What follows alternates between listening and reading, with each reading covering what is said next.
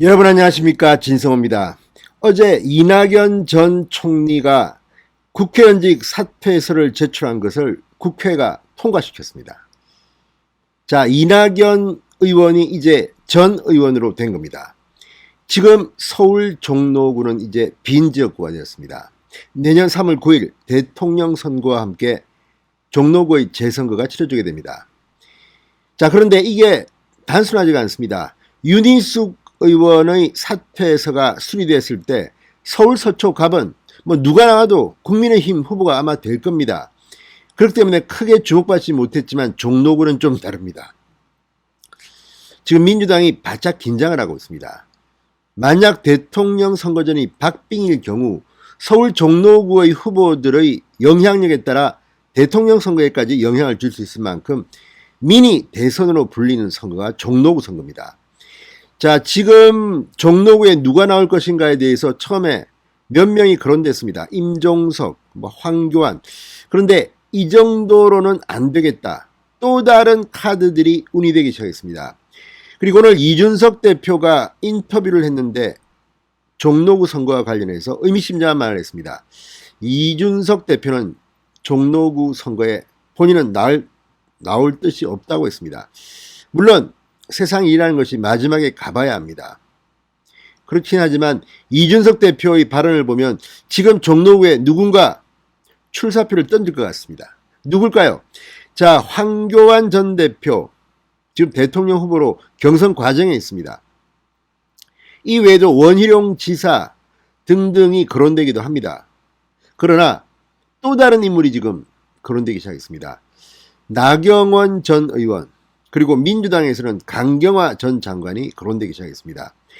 아무래도 대통령 선거와 함께 치러지기 때문에 이미지라든지 성별이라든지 상당히 정치하게 접근해야 됩니다.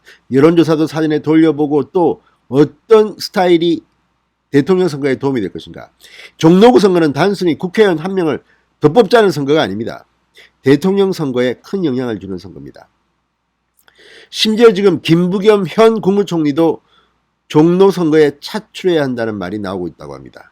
그만큼 종로구 선거는 죽기 살기 식의 대전쟁터가 될 것으로 보입니다.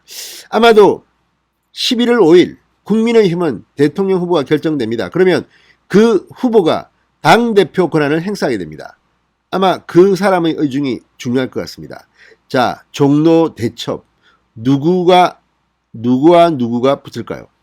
진성호의 직설 시작합니다. 방송에 앞서 아직 진성호 방송의 구독자가 아니신 분들은 붉은색 구독 버튼 눌러주십시오. 더 좋은 방송으로 보답하겠습니다. 자, 종로가 비으면서 원외 대표인 이준석의 등판이 점쳐지기도 했습니다. 물론 본인은 부인합니다. 왜? 셀프 공천은 공정하지 못하다는 겁니다. 내가 대표인데 내가 공천을 받는다?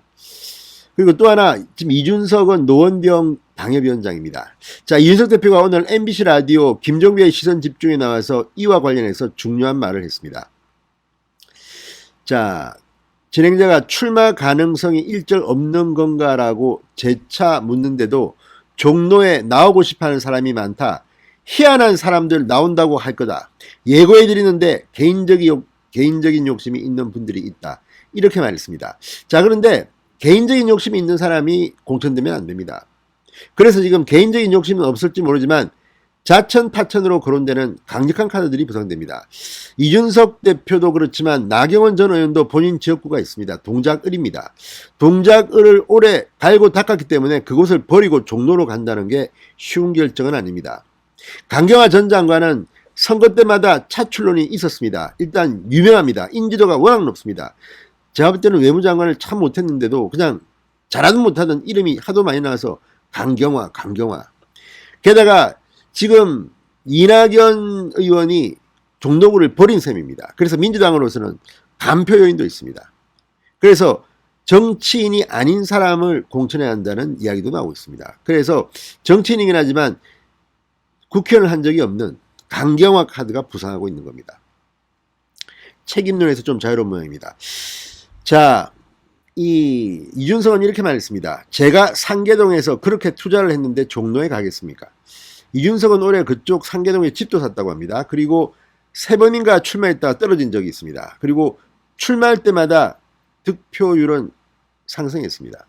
그리고 지금은 유명인사 돼서 아마 이준석이 다음 선거에서 노원병에 출마하면 저는 될 것 같습니다. 물론 노원병은 상대적으로 민주당 강세 지역입니다. 이 과거에 홍정욱 의원이 한나라당 공천을 받아서 당선된 적이 있습니다만 그 외에는 한나라당이나 보수정당이 당선된 적이 거의 없는 그런 곳입니다. 자, 이준석 대표는 이렇게 말했습니다. 그분들도 굉장히 훌륭한 분이고 상징적 의미가 있는 분들이라서 저는 제가 안 나가도 충분히 러닝메이트적 성격의 종로 후보는 많다. 저는 선거 준비하느라 바쁘다. 제 선거가 아니라 대통령 선거다. 이렇게 말했습니다. 이걸 보면 이준석 대표는 자세는 돼 있는 것 같습니다. 이 말대로 실행한다면 본인은 선거 안 나가고 대통령 선거에 주력하겠다는 건데 좀 잘하지 그랬습니까? 자, 그리고 이준석 대표의 말을 들어보면 굉장히 훌륭한 분들이고 상징적 의미가 있는 분들이 여러 명이 지금 종로구 재선거에 준비하는 것으로 보입니다. 제가 듣기로는 나경원 전 의원, 또 김병준 전 비대위원장, 뭐 원희룡 전 지사, 아무튼 지금 엣지를 달지 않은 유력한 유명 정치인들이 이 대통령 후보와 함께 러닝메이트 성격으로 이 종로구를 도전할 것으로 보입니다. 자, 이준석 대표의 노원병 상계동입니다. 상계동으로만 구성된 아주 특이한 지역구입니다. 젊은 주부들이 많은 곳입니다. 쉽지 않습니다. 그렇지만 이준석도 젊기 때문에 이 보수정당의 미래를 위해서는 이준석이 여기에서 한번 크게 다선을 하는 것이 참 좋을 거라는 생각이 듭니다. 자, 그런데 어쨌든 이준석 대표는 본인은 안 나가고 훌륭한 분들이 지금 많이 준비하고 있다. 그래서 지금 종로구 선거가 뜨겁게 달아오르고 있습니다. 자, 민주당에서 거론되는 사람은 김부겸 국무총리, 강경화 전 외교부 장관, 임종석 전 대통령 비서실장, 대단히 셉니다. 국민의힘에서는 이준석 대표는 나가지 않겠다고 했지만 여전히 거론되고 있습니다. 나경원 전 원내대표 역시 유력한 카드로 거론됩니다. 지금 최근 선거에서 가장 강하게 인상을 남긴 사람은 나경원입니다.